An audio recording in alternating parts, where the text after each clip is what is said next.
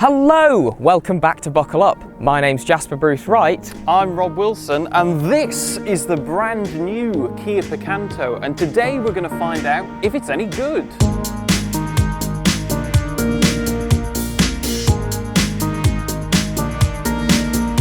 Well, Rob, I think it's fair to say that one of the big new things with the new Picanto is its new face. Yes, this is part of Kia's Opposites United styling, which means the smallest and cheapest car in the Kia range has the design elements of the biggest and most expensive, the EV9. So you've got these very sharp looking headlights, which are basically directly stolen from the EV9, a much sharper grille and a light bar going across the front. Yeah, I think it's safe to say that this styling at the front looks so good. These lamp clusters, full LED, so you've got some really good modern tech there, even on the Picanto, the smallest in the range. And then these really sporty and quite tasteful gloss black plastic elements do make it look really good. Yeah, and that is also because this is a GT line model, which has got some sporty front bumpers and rear bumpers, but we'll go and look at the side now and see what's going on there. So here at the side there are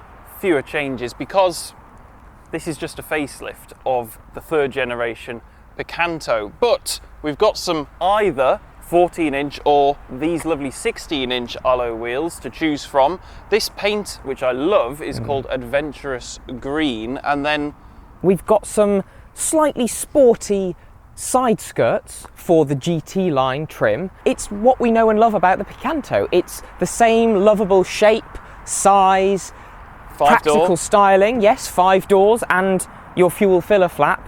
And yeah, they've just tweaked a couple of things, brought some slightly more modern touches, but it looks really good. Yeah, so let's go and see what they've done at the back. Well, holy moly, did somebody say light bar?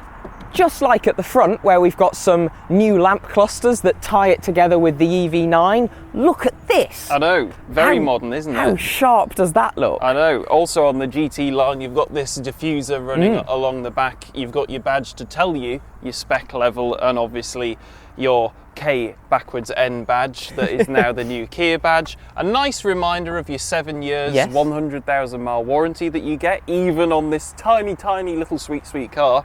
But I'll open up the boot, which is here.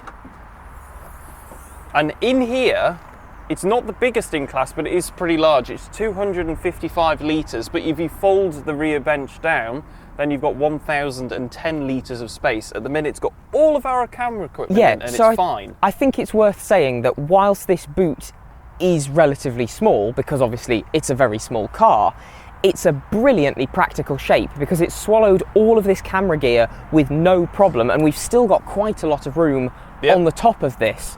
And it all fits under the parcel Yeah, exactly. So if you've got a big weekly shop, you'll still get it in here. Oh, absolutely fine. But shall we see how that impacts rear space? Yes. Because I am quite tall. Oh, you're getting in, are you? Oh, yes, we're testing it properly. Yes, all 6'2" of me. So let's go and try that. Wonderful. Right, okay, we said we were going to give this a thorough test, and as you can probably tell, I don't really fit in the back of the Picanto. I didn't fit in the back of the old one, so it's no surprise. I do have some headroom, although it does touch if I sit all the way up straight, but as I am 6'2" or 188 centimetres, when the driver's seat is in my driving position, I cannot put my knees behind the front seat. I have to man spread them either side, and on this side my knee bashes into where the door handle and window controls are. Luckily there's no actual cup holders in the doors because I wouldn't be able to access them anyway, even if I wanted to. But this is a city car, it's built to a certain size. It's not designed for really tall people to sit behind other really tall people in. So it's no worse than any other car in this class for me. So I can't penalise it for that. What I can tell you is that there are some pockets here on the back of the seat. You've got your ISOFIX on your outer seats, and you've got a USB-C charger down there. But that is really it. Materials, hard on the top of the doors. This car is built down to a price. Again, I can't complain. But I'm going to hand over to Jasper now, and he's going to talk you through the front seats. Well, up here in the front, it is a similar situation to the back when it comes to material quality, but again, as Rob mentioned, this is a city car. It is costed down to the fraction of a penny. And actually, things like the steering wheel and these seats have got some remarkably good fake leather on them, so actually those touch points that you regularly contact are pretty premium. Now, this is a manual car, and because it's at the bottom end of the market, I've got this gear lever and this, a manual handbrake. What? We don't see these very often. But despite having these manual controls, that does not mean you don't get some good tech, because all of the Picanto models come with an infotainment screen in the center, and this allows you to plug your phone in for Apple CarPlay or Android Auto and utilize the pretty slick menu system that Hyundai and Kia Group use. Now, this being the GT line trim, we also get a digital dash cluster, and that is very crisp, very clear, great graphics, and brings a lot of information to life for you. In terms of controls, you've got some manual air conditioning, and it's not climate control, it is how much red or how much blue would Sir like. And then down here, we've got a 12-volt socket, USB Type A and USB Type C charging connection. We've got a pair of cup holders, we've got our auto stop start off, and we've got some storage under this armrest. We do also have a glove box, which is full width and actually a really decent size. It's very refreshing to see a good amount of storage in the cabin of a car of this size. The door bins are pretty big as well. They will comfortably take a bottle of water and also have some room behind that. Most of the controls you have in here are physical buttons. They're all manual. They all feel quite good. You've got some things that are in the touchscreen, but thankfully climate control, indicators, wipers, etc., all of your cruise control, you've got actual switches for. So interacting with this car is very nice and easy. Let's see what it's like to drive. Right, okay. We're out on the road. We are indeed in the Picanto. Yes, and it's very similar to the old one that I drove, and that's because it is the same. But you've got a choice of two petrol engines, both naturally aspirated, either a 1 litre or a 1.2, and you can have that with either manuals or automated manuals, although unless you absolutely have to go for an automated manual, go for the 5-speed box. It's a decent box as well. It's a lovely sweet gearbox. It's too good for this kind of car. I've always said this about Hyundai and Kia gearboxes. Same. They are just they're way ridiculous. better than they have any right to be for the kind of cars they put them in. Absolutely, it's nice, and look, you can. It's because this is quite an underpowered car. This has got 62 horsepower in this 1 litre version that we're driving, and 93 newton meters of torque. Not much on either count. No, but enough, and it's nippy, and the gearbox is nice to use, and you're not expecting a sports car. I mean, it does 90 miles an hour and does 0 to 60 in 15 odd seconds, so it's not fast by any measure, but that's not what the car's for. It's for driving around town, and for that the steering's nice and light. I've got a good view out because the waistline of the car is quite low, so I've got good visibility. It's nice. The 1.2 though, it's got quite a jump in power, 77 horsepower or 113 newton meters. Calm down, Rob. I know, 113 newton meters of torque, rip your face off. But honestly, I don't really think you need it unless you're going to be driving this car a lot on a motorway. Yeah, in which case you may want to think about something in the size class above, because you'll have a little bit more stability. Exactly. Like, this is fine, but if you are regularly motorway driving, you're probably going to want something that's a little bit wider, maybe a little bit longer, just so you feel a little bit more planted on the road. Definitely, and we're going to test the acceleration in a second when we pull out of this junction, because this is a real world scenario where we're pulling out onto a fast road from a slow road, but there are many cars coming along it. So lots. If we wait until this horrible little Vauxhall Corsa goes past,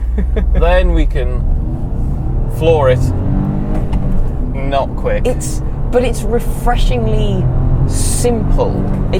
very much a back to basics approach to motoring. You've got a normally aspirated, small, but particularly, perfectly revvy little engine. It's a thrummy little engine. And then nice, notchy 5-speed manual gearbox. Yeah. Good pedal weights. Yeah, it's all fine. I mean, nothing special. Yeah, but the controls are all fine. There's nothing about the controls that makes you go, ooh, I don't like that. No. Which we sort of knew was going to be the case anyway, because Kia and Hyundai are the best two in this size class of car. Oh, absolutely, undoubtedly. Because you've got things like the Aygo X or Cross, or however certain people say it's said, even though it clearly says X on the back of it.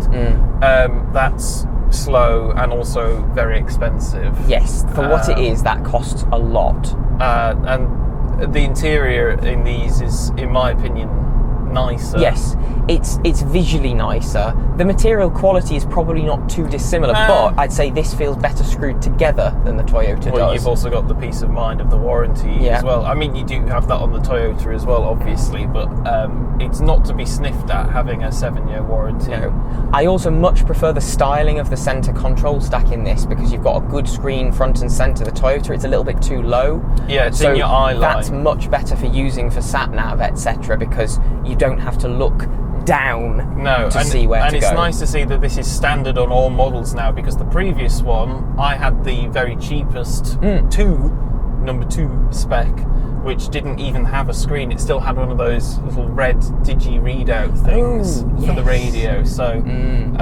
there's been a definite step on in technology. But what I think I'll do now, Jasper, is I'll let you have a little spin, and then you can tell us what you think about how it drives. Brilliant. It's very, very drivable. I think that's one of the really good things that Kia nail with this car, is it's not difficult to just hop in and get moving. No, I mean, everything's highly conventional. Yeah, it's where you expect it to be. Dials, screen, climate, a gearbox, handbrake. It's all traditional stuff. Yeah. So anyone that's coming out of an older car or a previous generation car or a couple of previous generations is going to be familiar to those clients, and that's what you want. I don't think you don't want a big screen in a car like this, because it's not going to serve any purpose, because you're not getting those features that you get on. Absolutely. But one thing I would like to sing the praises of is, if you do go for the GT line and get this digital dash, this cluster is brilliant. It's so clear, so bright, really conveys the information very well, and I think it looks great. It's also a good indication of all of your assisted driving systems, which this has to have now. Yes. So you've got your speed limit recognition system, you've got lane keeping assist, you've got proper cruise control. It's not adaptive. No, not just a speed limiter. It's actual cruise control. And it'll keep you in the lanes on a motorway. Yes. So it will look after you as a driver, this car. And then I think the other thing that I think is worth mentioning with this is how comfortable this cabin is. Like these seats don't have lumbar support, but I'm feeling so comfortable. They're really supportive. Yeah. They're nice, cushy, comfortable foam. They've got a good amount of squidge in them. They're very adjustable. They are manual, obviously, at this end of the market, but it's not difficult to find a comfortable seating position. There's plenty of adjustability for the driver.